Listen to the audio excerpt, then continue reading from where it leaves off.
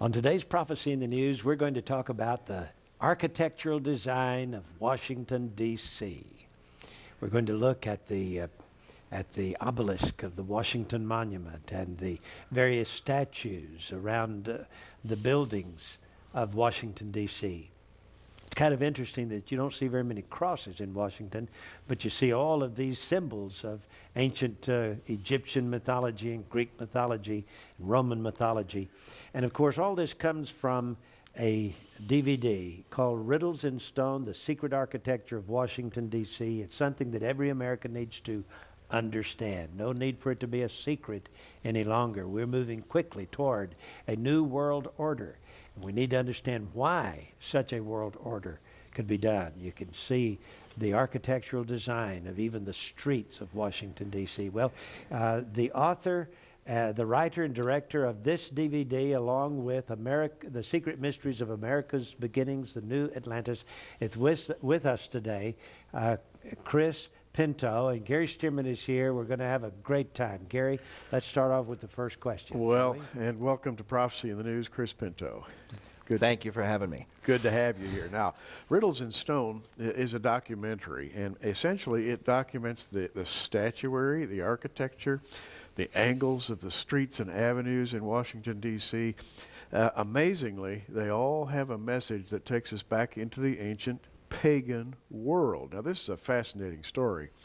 The angles, the streets and avenues of Washington, D.C., in essence, comprise a kind of sacred geometry.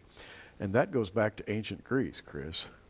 Yeah, and to the philosopher Pythagoras, who was kind of the, Pythagoras lived thousands of years ago, but he was the philosopher who was embraced. His ideas were being embraced by the guys who brought about the French Revolution, starting in Bavaria with the Bavarian Illuminati and Adam Weishaupt, who had founded that group. He actually wrote extensively about Pythagoras. And Dr. James Billington, in his book Fire in the Minds of Men, who writes about that period. Billington's the Librarian of Congress, for those who don't know. But he has a whole segment in there called the Pythagorean Passion, and how these revolutionaries had this passion for Pythagoras, and they used his symbols and his ideas on numbers, and believing that numbers and geometric shapes had an inner occult secret meaning, and so on. And these ideas were embraced by the people who brought about this whole revolutionary era. And one of them, a guy named Pierre L'Enfant, who was the chief architect who designed the street layout for Washington, D.C., came from France. He came from the environment where these ideas were being put forth. And of course, Thomas Jefferson, who influenced the design for Washington, D.C., he had spent 5 years in France as the U.S. ambassador there, and was very involved with those who brought about the French Revolution. And so it seems that even though they didn't necessarily lay out a specific description of why they designed the city the way that they did, you find the Pythagorean symbols throughout the city. A lot of people will talk about the pentagram north of the White House, or they'll talk about the right triangle, the L'Enfant triangle. Both of those are Pythagorean symbols. Now, in school, we studied the Pythagorean theorem in geometry class, and it seems perfectly harmless. You know, you can use it to build with, and it's a very useful piece of knowledge. But Pythagoras took it a step further into the upper strata as a spiritual idea. And in essence, that spiritual idea pervades Washington, D.C., at least according to those who archive these things, those who have made a study. And Chris, you've brought together the bits and pieces of this in your DVD. What is this overlying knowledge, this esoteric knowledge that we're talking about here? Collectively, it's the same as the ancient Egyptians were doing with the pyramids and the designs of their cities and monuments and so on. It's linking the city of Washington, D.C. with the stars. That's a short description of what they were doing. They were trying to build the city in alignment with certain star configurations and so on, because they believed that by doing so, they would draw down spiritual power from the heavens to empower that city to be successful and to do great things and so on. Wow. And I mean, this is the belief of architecture throughout the ancient world. And it was this same belief that was brought into the design of Washington, D.C. So we have the meridian lines around the globe. You can even see them as we've had them on the map behind us here. And we have the latitude and the longitude lines. And I noticed that 5 cities from Washington, D.C. through Boston were lined up in a straight line with what goes right through Stonehenge in England. So this was done by design, was it not? Well, that's the belief. That's the belief. Again, there are no official records. Nobody sat down and said, yes, we lined up the cities this way. But that research in particular comes from James Allison, who's been acknowledged at an international level for his ideas on these ley lines and these circles that go around the globe and that connect, so he believes, these ancient monuments. But the patterns that he comes up with are fascinating. And what we show in the series is how those 5 early Revolutionary War cities, you know, Boston, New York, Philadelphia, Baltimore, and Washington, D.C., they all line up in a straight line, and if you follow that line across the Atlantic Ocean, it takes you all the way to Stonehenge. Wow. Which the early founders would have had knowledge of, certainly, especially those that were involved with Sir Francis Bacon and Dr. John Dee, who inspired the early some of the early colonists. Let's just take one feature and tell me about the Washington Monument, this obelisk, which for all the world looks Egyptian. What's it doing there? And what's the story behind that? Well, it was originally designed to be kind of a Greco-Roman Egyptian colonnade, where they were going to have this big colonnade of Revolutionary War heroes around it. There was an obelisk that had kind of a flat top on it, and then Washington was going to be on there riding on a chariot, you know, and that was going to celebrate George Washington. And then the different monument committees argued and fought about it for years. The Civil War happened. They had built up only like the first third or so of the obelisk itself and nothing else, and it was unfinished for several decades. And then after the Civil War, they put the committee together again, and they got in touch with an American ambassador who was over in Italy. And he was studying the obelisks that the Romans had brought in from Egypt, the original Egyptian obelisks. And it's from him that he said to them things like, you know, get rid of, the famous quote is, get rid of all the gingerbread, you know, and leave only the obelisk. And so they got rid of the colonnade and the statue of Washington and so on, and just made a straight obelisk so that it would conform more to the Egyptian model. And it was from this ambassador that he told them that an obelisk should be 10 times the height of the base. And that's where the height, the 550 feet and so on, comes from. So, And no other building, I think, in Washington, D.C. can be higher than that. Is that right? I believe that's right. Now, I haven't documented that, but that's the understanding that I have. On the dome of the Capitol building, there's a statue of a woman. Tell us about her.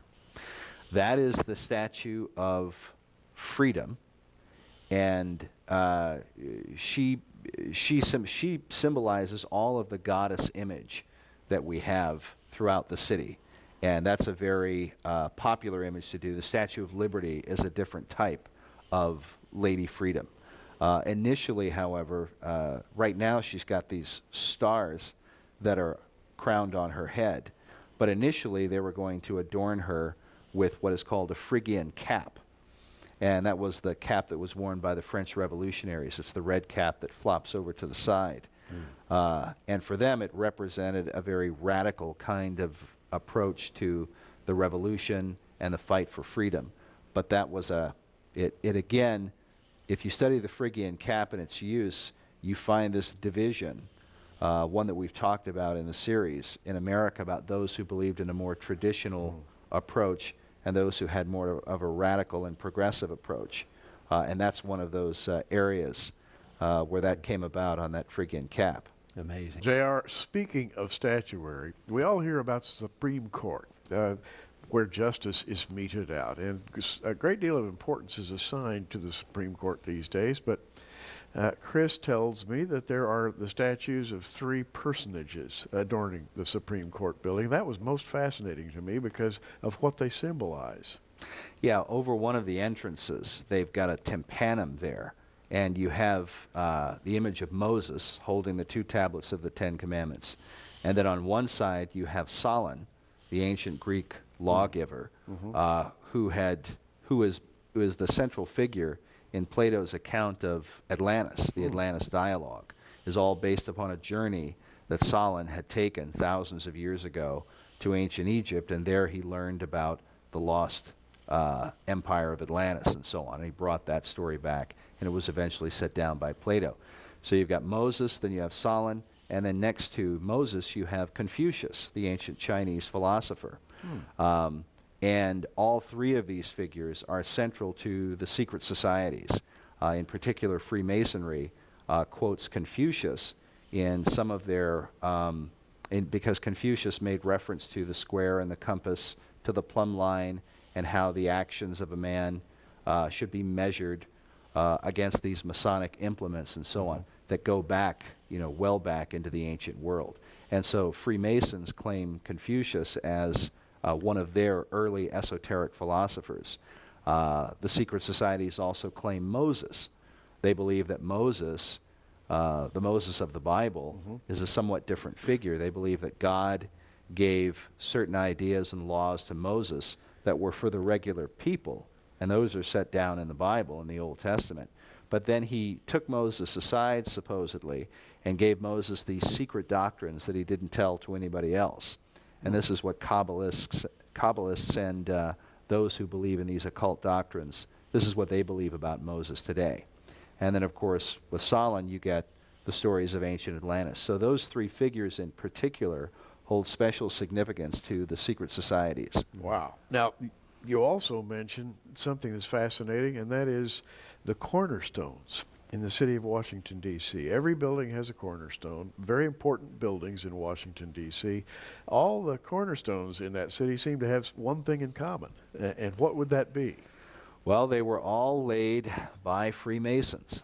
And in fact, we show at the beginning of Riddles in Stone, we talk about the Freemasons, and we try to do so in a respectful but honest manner. But we show the ceremony, the recreation of the laying of the cornerstone for the U.S. Capitol. And there was this big parade of Freemasons that came out. And we show the video of it. We got permission from the society that had videotaped this years ago. And they relay the cornerstone, and they put the corn, the wine, and the oil on each of the stones. And this is the ceremony as they conduct it. But they've done this not only for the cornerstone of the Capitol, but for every major building in Washington, D.C. Now, why would this be? And tell us about the corn, the wine, and the oil. That's interesting. I think it really represents the duality that you get in Masonry and all of the secret societies. Because the corn, the wine, and the oil in the Old Testament is written about, and it's part of the sacrifice that God's people brought forth, and they would dedicate that unto the Lord. Okay? But at the same time, when they turned aside to idolatry and would worship Baal, they would also dedicate corn, wine, and oil to Baal. And God reproves the people for doing that. They gave corn, wine, and oil to Baal to worship him. So the question that we ask in Riddles in Stone, when the Masons lay the corn, wine, and the oil on the cornerstone, what God are they dedicating it to? Is it the God of the Bible, or is this really a dedication to Baal? J.R., I found it really fascinating that Chris took some shots of statuary around Washington, D.C., and there are statues or busts or adornments on the sides of buildings that seem to resemble the historic representations of Baal. And some of them even have corn or ears of corn on their heads, which kind of ties the whole thing together. Now, if you'll go back in history, you'll find that the Romans had all kinds of statuary around the city of Rome, And wherever they went, they built these magnificent buildings with statues to the various gods. We're reminded that Antiochus IV Epiphanes put a statue of Zeus on the Temple Mount, which the Jewish rabbis called the abomination of desolation. And when Hadrian the Roman destroyed the city of Jerusalem, he erected a statue of Zeus again on the temple grounds.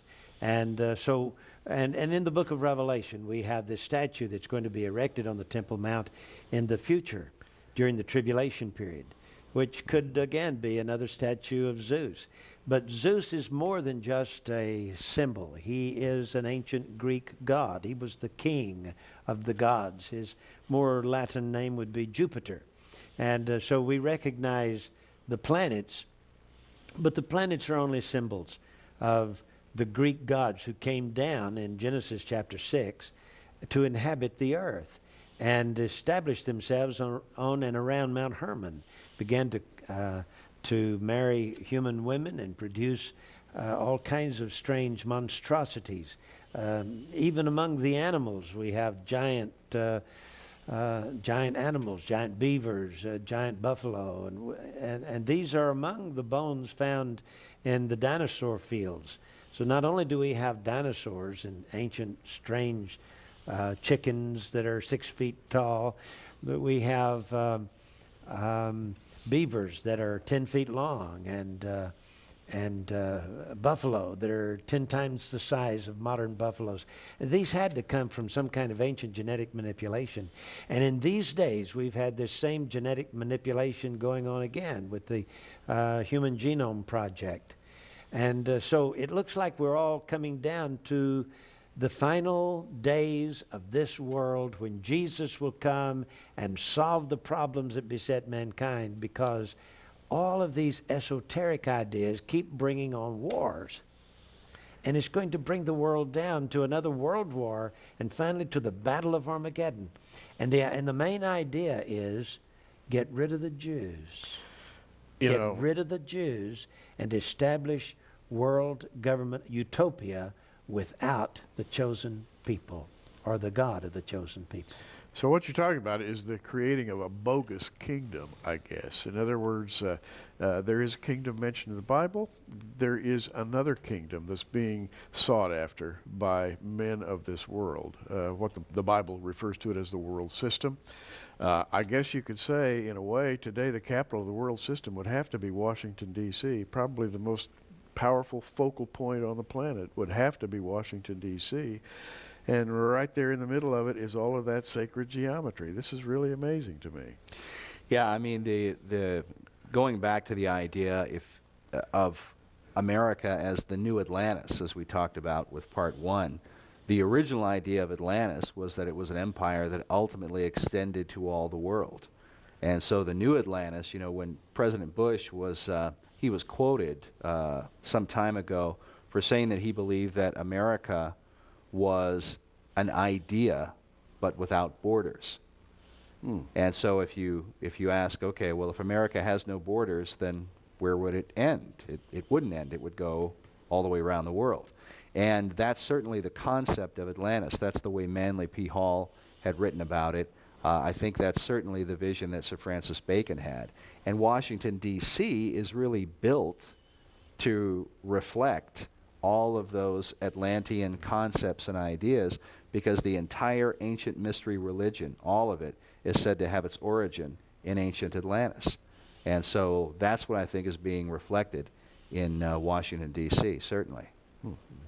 You know, if it strikes me, J.R., if you're a Christian, and if you watch this DVD, it's called Riddles in Stone. You can order it. J.R. will tell you how in just a minute. If you watch this DVD as a Christian, it had the effect on me, I think it'll have the effect on our viewers, of solidifying my faith in the Lord Jesus Christ. I know which side I'm on.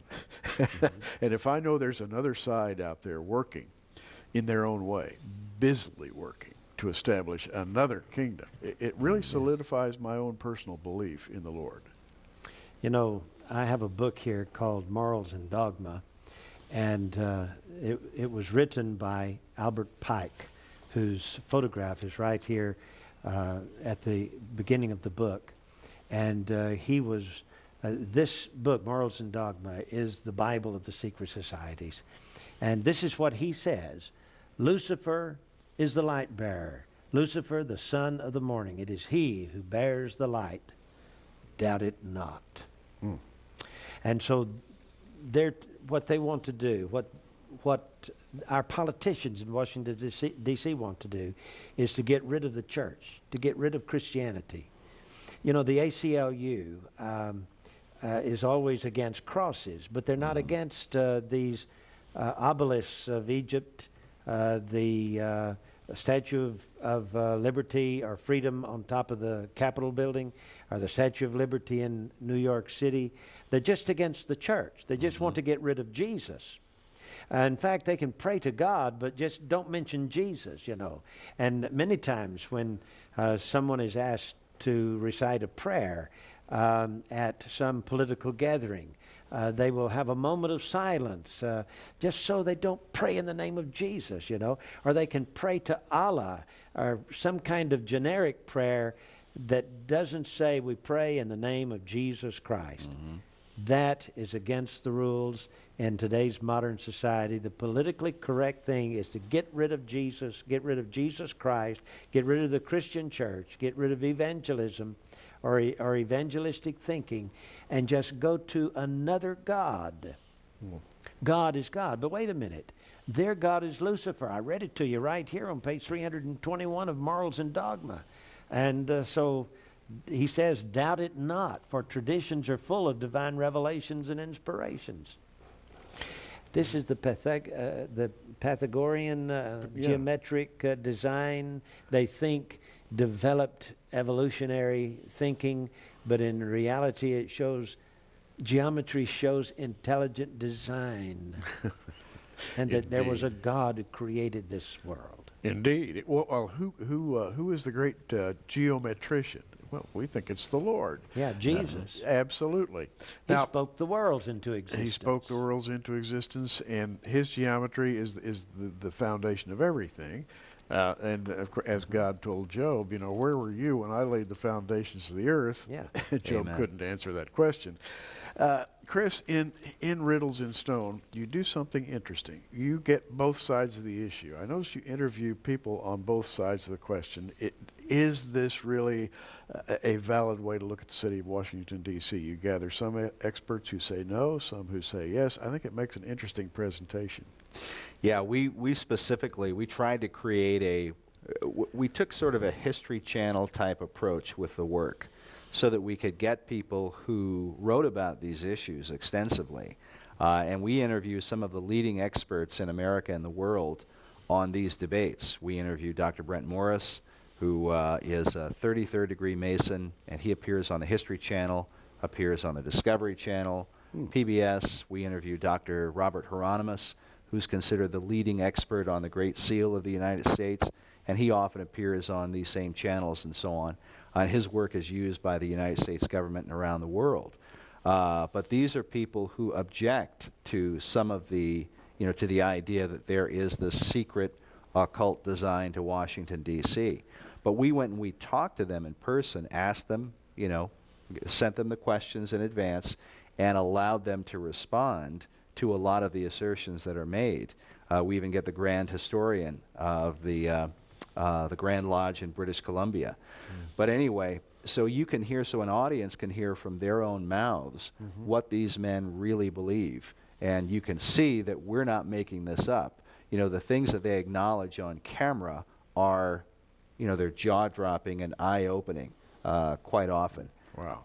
You know, Gary, this has been an interesting program. It's something that's not easy to talk about, but it's something that God's people need to understand as we approach the coming one world government. Well, just as I said a moment ago, it had the effect there of building my faith. If I know that there are people out there planning this sort of thing, it makes me want to redouble my efforts towards serving the Lord. Chris, thanks a lot for the message. Thank you. As you know, the things that are written in the book of Revelation don't just happen to pop up one day and say, oh, this is just a natural development of the way things. No, it's all laid out in advance. Yeah. Book of Revelation. Well, trust in the Lord. This is J.R. Church and Gary Sturman. Until next time, keep looking up.